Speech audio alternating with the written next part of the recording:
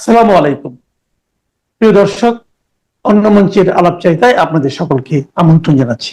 দর্শক, গত ভিডিওতে বলেছিলাম অধ্যাপক ইউনূস তার ফতুয়ার বুক পকেটে করে বাংলাদেশ থেকে নিয়ে যাচ্ছেন লঘুচাপ। সেই রাজনৈতিক লঘুচাপের কবলে পড়ে নিউ ইয়র্কে ঝড় বৃষ্টি হয়নি বটে, তবে হয়েছে ডিম বৃষ্টি। লঘুচাপ আজ করতে পেরে বাংলাদেশের বিমানবন্দরে সেলফির বন্যায় হাসির ফোয়ারা আগেই তৈরি করেছিলেন অধ্যাপক ইউনূসের মিত্ররা, বিশেষ করে তার প্রেস উইং। কিন্তু জন এফ কেনেডি বিমানবন্দরে নেমে বাতাসের বেগ বুঝতে পেরে 5 রাজনৈতিক সফর সঙ্গীকে নিরাপত্তাহীনতার মধ্যে ঠেলে দেওয়া হয়। নিজেরা ভিআইপি প্রোটোকল নিয়ে সুর করে চলে যান হোটেলে। ফলাফল, 1 বছর আগে যে যুক্তরাষ্ট্রের মাটিতে বসে রিসেট বাটন চেপে বাংলাদেশের অতীত মুছে দেওয়ার তথ্য হাজির করেছিলেন অধ্যাপক ইউনূস, সেখানেই 23 সেপ্টেম্বর চরম নাজেহাল হতে হলো তারই রাজনৈতিক সফর সঙ্গীদের। সুনির্দিষ্টভাবে বললে তারই নিয়োগকর্তা এনসিপি নেতাদের। অথচ সরকারি সফরে যাওয়া সব ব্যক্তিরই একই ধরনের সুবিধা পাওয়ার কথা ছিল। অধ্যাপক ইউনূসের এমন আচরণে অনেকেই ক্ষুব্ধ। এমনকি সরকারের মিত্রদের অনেকেই সফর সঙ্গীদের বাঘের মুখে ঠেলে দিয়ে প্রধান উপদেষ্টা ও তার ঘনিষ্ঠজনদের নিরাপদ প্রস্থানের ঘটনায় ক্ষোভ জানাচ্ছেন। সেই সঙ্গে প্রশ্ন উঠেছে, নিয়োগকর্তাদের এভাবে বিপদের মুখে ঠেলে দেয়া যার অভ্যেস, সেই অধ্যাপক ইউনূসের কাছে জুলাই আন্দোলনকারীদের ভবিষ্যৎ কি? ডুবন্ত জাহাজের যাত্রীদের একা ফেলে যিনি পেছনের দরজা দিয়ে পালান, তিনি কেমন কাণ্ডারি? বিশেষ করে কিংস পার্টি এনসিপি নেতারা শুধু স্বার্থের বলে কিনা সেই প্রশ্ন উঠছে। কারণ গত 1 বছর ধরে বাংলাদেশের অভ্যন্তরে মব আর ডিম সন্ত্রাসকে যারা প্রেসার গ্রুপ বলে আখ্যা দিতেন, এখন তারাই নিউ ইয়র্কের ঘটনাকে বলছেন এটি শুধু একটি অনাকাঙ্ক্ষিত ঘটনা, যেটি দেখবে কনসুলেট এবং ফরেন মিনিস্ট্রি। তার মানে কি এই, এতদিন যাদের উপর ভর করে ক্ষমতার মসনদে মজা নেওয়া হলো, তাদের নিরাপত্তা নিশ্চিতের বিষয়টি এখন খুব নিয়মতান্ত্রিক উপায়ে ভাবছে অধ্যাপক ইউনূসের সরকার। বিস্তারিত জানতে চলুন যাওয়া যাক বিশ্লেষণে।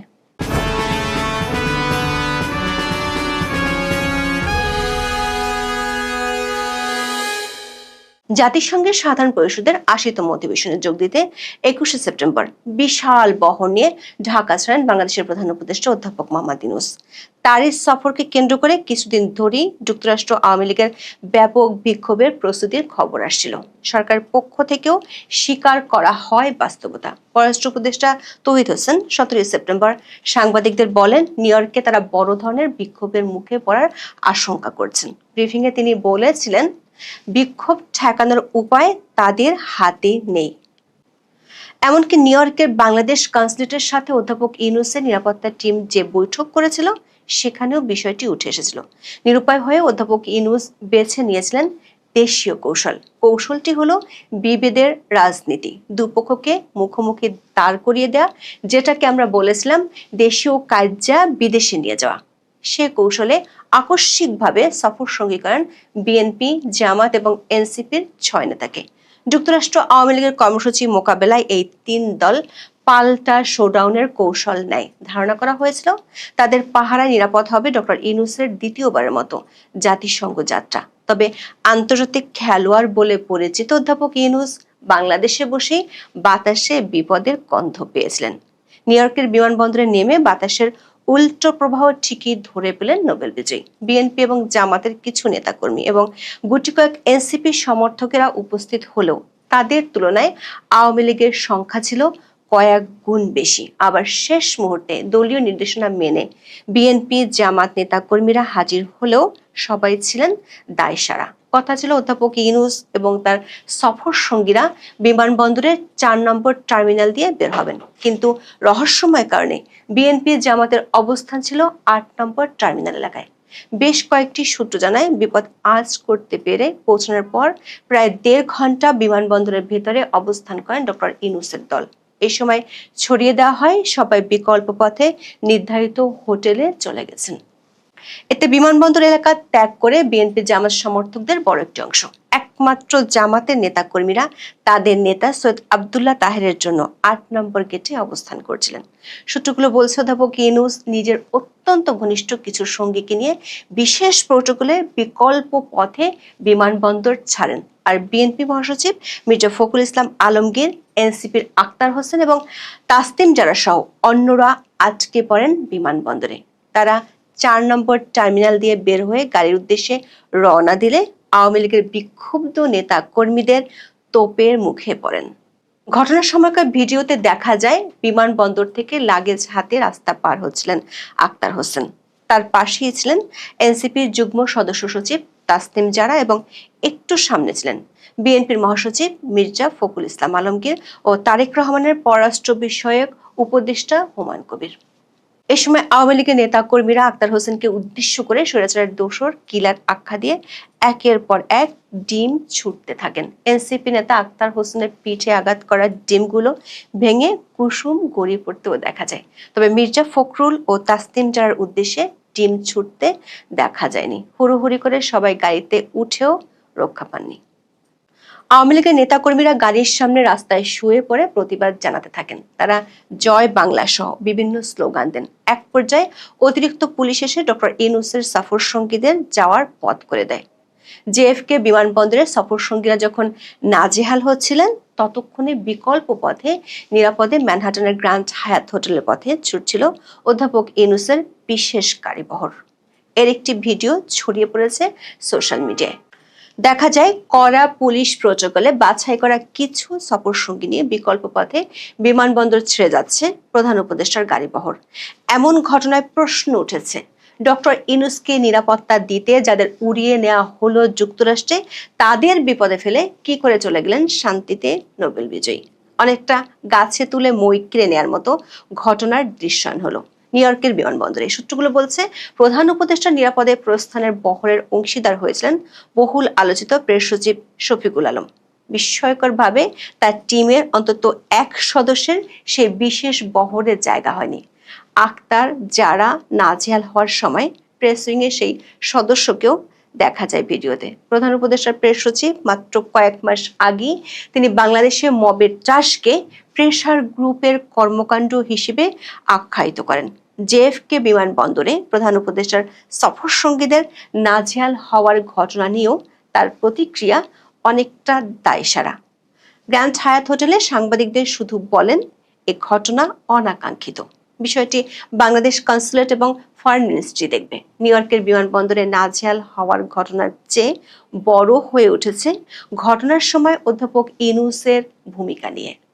তার দীর্ঘদিনের মিত্রসহ কিংস পার্টির নেতারা ক্ষোভে ফুঁসছেন। সাংবাদিক জুলকারনাইন সাইন ফেসবুকে লেখেন, আয়োজন করে যাদের অতিথি হিসেবে সাথে নিয়ে গেলেন, তাদের নিরাপত্তার বিষয়টা তো আপনার বিবেচনা করা উচিত ছিল ইউনূস সাহেব। ফ্লাইটের ভিতর এত খাতির যত্ন করে ছবি তুললেন, সেসব আবার ফলাও করে প্রচার করলেন, আর ল্যান্ড করার পর নিজে চলে গেলেন ভেজা বিড়ালের মতো নিরাপত্তার চাদরে, আর অতিথিদের অরক্ষিত রেখে এমন অপমানজনক পরিস্থিতিতে ফেললেন। ফ্লাইটের ভিতর যেসব সরকারি কর্মকর্তারা এত মাখামাখি করে ফটো সেশন করলেন, আপনারাই বা কোথায় ছিলেন? সম্মানিত ব্যক্তিদের রেখে স্ট্রেপ হাওয়া হয়ে গেলেন। Shame on you all. দর্শক, এনসিপির আক্তার যারা তো ডক্টর ইউনূসের সফর সঙ্গী, সবাই তো একই ফেরিতে থাকার কথা ছিল, কিন্তু ডিমের আঘাত যখন এলো, তখন ফেরি যেন ডুবন্ত জাহাজ, ক্যাপ্টেনের হদিস নেই। প্রশ্ন উঠেছে, এমন এক সুবিধাবাদী ক্যাপ্টেনের পিছু নিয়েছে কেন এনসিপি? আবার সেই ক্যাপ্টেনের সিপাহসালার বলছে এটা শুধুই অনাকাঙ্ক্ষিত ঘটনা। ক্ষুধার্ত বাঘের সামনে নিজের সেনাদের ফেলে দিয়ে নেতা যদি পালিয়ে যায়, সেটা তো ইতিহাসের নতুন নাটক। এনসিপির অনেকের কাছে এখন মনে হচ্ছে ডক্টর ইউনূসের সফর সঙ্গী হওয়া মানে শুধু বিদেশি সেলফি আর প্রেস কনফারেন্সে হাসি মুখে ডিম প্রতিরোধের ঢাল।